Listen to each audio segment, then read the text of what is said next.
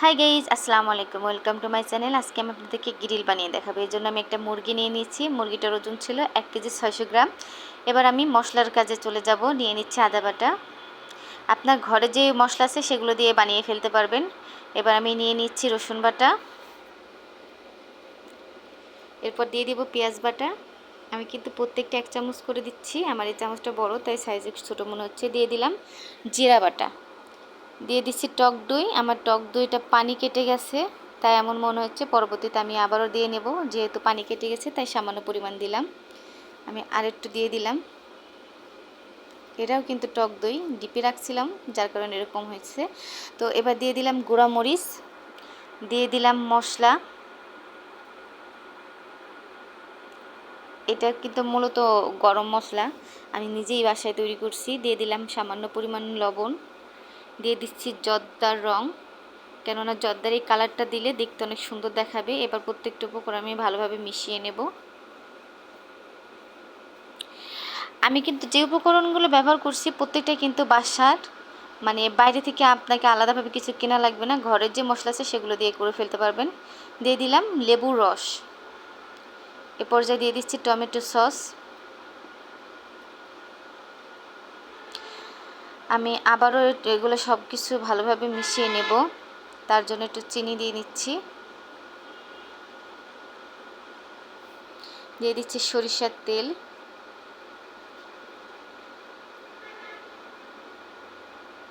এবার আমি সুন্দর মতো মুরগিটাকে মাখিয়ে নেব মশলা দিয়ে। আমি মানে আমি সুন্দরভাবে ঘুরিয়ে ঘুরিয়ে কিন্তু মশলাটা লাগিয়ে নেব, আর একদম মাংসের ভিতরে দিয়ে দেব, যাতে করে মশলাটা ভিতরে যায়, বা কোনোভাবে ভিতরে প্রবেশ না করলে কিন্তু আপনি গ্রিলটা খেয়ে মজা পাবেন না।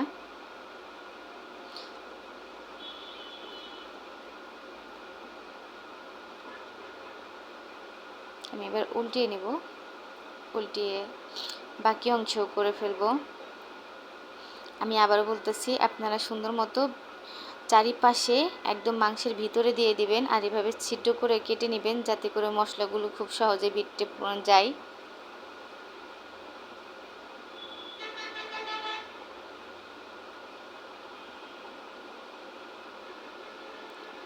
আজকে আমার আবার ছোটো ভাই আসছে, তো আমার ছোট ভাইয়ের জন্য মূলত আমি গ্রিলটা বানাচ্ছি। সে গ্রিল খেতে খুব পছন্দ করে। তো আমি কখনো আগে গ্রিল বানাই নাই। আমি আগে নান চপ, নান রুটি, তারপরে আপনার চিকেন চাপ এগুলো বাসায় বানাইছি, বাট গ্রিল এই প্রথম বানাইতেছি। জানি না কেমন হবে, তবে আমার মনে হয় অবশ্যই ভালো হবে।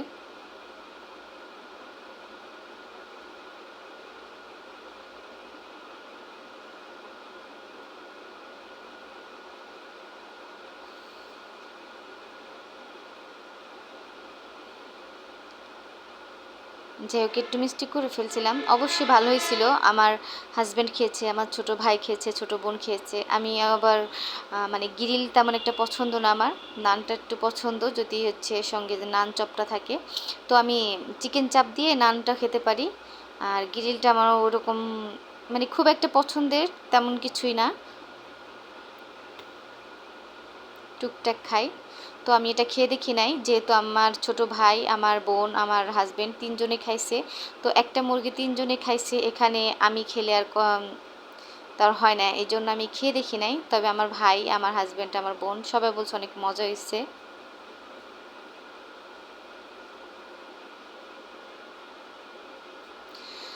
আমি মশলাটা মাখিয়ে সুন্দর মতো করে সুতা দিয়ে বেঁধে নিচ্ছি, যাতে করে রান্না করার সময় এটা এদিক ওদিকে মানে ছড়িয়ে না যায়, পাগুলো দেখবেন ছড়িয়ে যায়।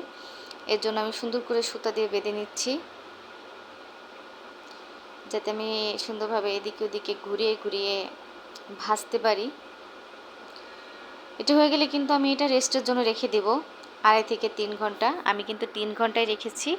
আপনাদের হাতে সময় না থাকলে আপনারা 2 ঘন্টাও রাখতে পারেন। আমি নর্মাল ফ্রিজে রাখছি, আপনারা চাইলে বাইরেও রাখতে পারেন। এতে করে রেস্টে রাখলে হয় কি, মশলাগুলো সমস্ত ভিতরে চলে যায়। পর্যায়ে আমি ঢেকে রেখে দেবো রেস্টের জন্য। 3 ঘন্টা রেখেছিলাম আমি, ফিরে আসছি 3 ঘন্টা পর। দেখতেই পাচ্ছেন আমার চিকেন থেকে কিন্তু মানে পানি বের হয়ে গেছে। আর আমি কিন্তু মুরগিটাকে যখন কেটে নিয়েছিলাম তখন কিন্তু একদম শুকনা করে চিকেন চিকেনটাকে সুন্দরভাবে মানে মুছে নিয়েছি শুকনোভাবে। ওতে কোনো পানি লেগেছিল না। পানি লেগে থাকলে কিন্তু মশলা লাগবে না, সেটা আমি বলি নাই, বাট এখন বললাম। আপনারা অনেক সুন্দর করে মুছে নেবেন ভিতরে ভিতরে। কিচেন যেই টিস্যুগুলো আছে আপনারা সেগুলো ব্যবহার করতে পারেন। এরপর যে আমি রান্নার কাজে চলে যাচ্ছি, আমি কিন্তু কড়াই নিয়ে নিচ্ছি। আগে থাকতেই বসিয়ে দিয়েছিলাম কড়াইটা লো ফ্লেমে রেখেছিলাম। দিয়ে দিচ্ছি সরিষার তেল। আর গ্রিলটা সরিষার তেল দিয়ে ভাজলে বেশি মজা হয়, এই জন্য আমি সরিষার তেল দিয়েই ভাজতেছি। আর গ্রিল ভাজতে কিন্তু খুব বেশি যে তেল লাগে তা কিন্তু না, মানে মিডিয়ামটা লাগে। আমরা মনে করি হয়তো অনেক বেশি তেল লাগে, ডুবে ভাজানো লাগে, না। এটা ঘুরিয়ে ঘুরিয়ে একটু একটু করে ভেজে নিতে হয় অনেকটা সময় দিয়ে। আর তেলও এতে কম লাগে, খুব বেশি লাগে না। এবার আমি চিকেনটা দিয়ে দেব, মানে গোটা মুরগিটা আস্তে করে দেব, যেহেতু তেলটা গরম হয়েছে, না হলে চোখ মুখে ছুটে আসবে। এ পর্যায়ে কিন্তু আমি আস্তে আস্তে করে ভেজে দেব, মানে আস্তে আস্তে এদিক থেকে ওদিকে সরিয়ে নাড়া দিয়ে নেব। আর আমি চুলার আঁচটা কিন্তু মিডিয়ামে রেখেছি, কেননা বেশি দিলে দেখা যাবে যে মুরগি পুড়ে যাবে, আর যদি কম দিই সেক্ষেত্রে পানি বেরিয়ে যাবে। এই জন্য আমি একটু মিডিয়ামে রাখছি, যাতে করে আমার মুরগিটাও সিদ্ধ হয় প্লাস পুড়েও না যায়, আর পানিটাও যেন না বের হয়। দেখতেই পাচ্ছেন আমার কিন্তু কড়াইতে কোনো পানি বের হয়নি, পুরো শুকনা। আমি এভাবে উল্টিয়ে পাল্টিয়ে ভেজে নেব সুন্দর করে। আসলে গ্রিলটা বানানোর পরে তো আমার ভাই অনেক খুশি, আপু গ্রিল বানাইছে।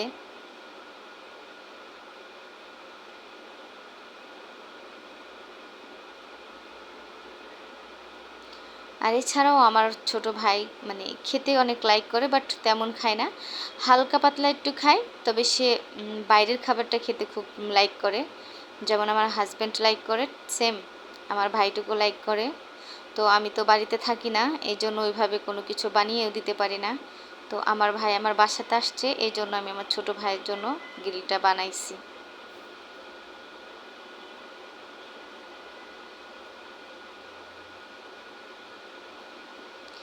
আমার গ্রিলটা কিন্তু মোটামুটি হয়ে আসছে, পুরোপুরি এখনও হয় নাই। তাই এবার আমি চুলাটা আরও একটু কমিয়ে দিলাম, কেননা উপরে কিন্তু দেখছেন ভাজা ভাজা হয়ে গেছে। এ পর্যায়ে আবার মিডিয়ামে থাকলেও কিন্তু পুড়ে যাবে, তাই আমি আস্তে আস্তে করে নাড়া দিয়ে নিচ্ছি। আর চুলার আঁচ কিন্তু আমি লোতে রেখেছি।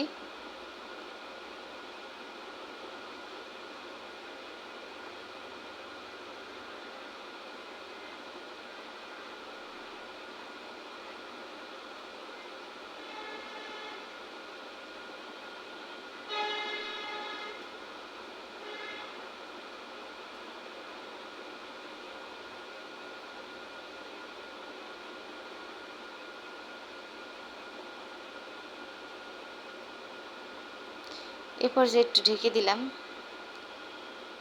যেন ভিতরে কোন যদিও কাঁচা থাকে সেটা যেন সিদ্ধ হয়ে যায়। দিয়ে আবার 10-15 মিনিট পরে আমি উঠিয়ে নিয়েছি ঢাকনাটা, আবার একটু দিব। এটা শুধু ভিতরে যাতে মানে সেদ্ধ না হওয়ার কোনো চান্স থাকে, এই জন্য মানে ঢেকে দেওয়ার মূল উদ্দেশ্য।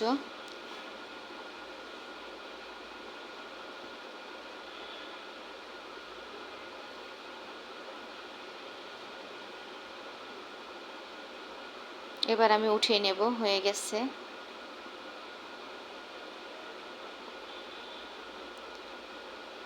আর যেই তেলটা বাকি রয়ে গেছে ওইটা কিন্তু আমি নষ্ট করব না, ওইটা দিয়ে যেই মানে আমি মুরগির উপরে যে মশলাটা দিছিলাম সেই মশলাটা দিয়ে একটা ছোট্ট করে সস বানিয়ে ফেলবো।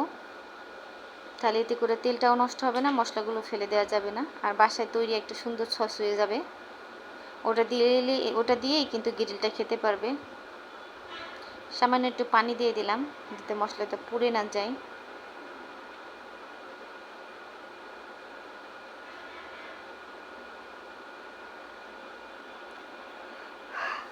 দেখছেন মশলাটার কালারটা কিন্তু অনেক সুন্দর আসছে। এবার এটা নামিয়ে নেব।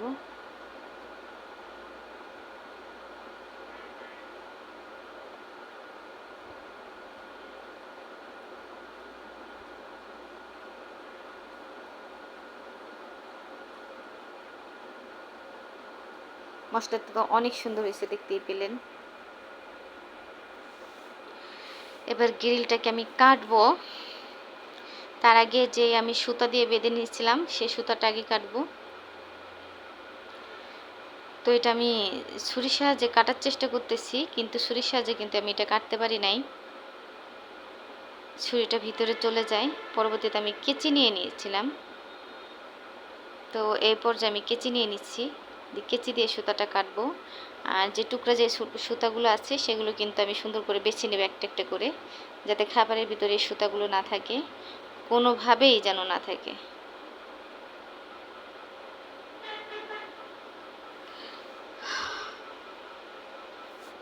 হয়ে গেছে। এবার আমি সুন্দর করে কেটে নেব। আমি এটা 4 টুকরা করে নেব। 4 টুকরা করবো একটাই কারণে, আমার 2 ভাই বোন আছে আর আমার হাজব্যান্ড আছে।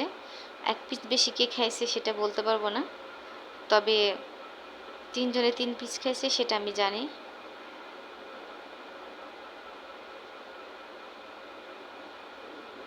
দেখতে কিন্তু অনেক লোভনীয় হয়েছে, খেতেও অনেক মজা হয়েছিল। আমি খাই নাই, আমার ভাই, হাজব্যান্ড, ছোট বোন খাইছে।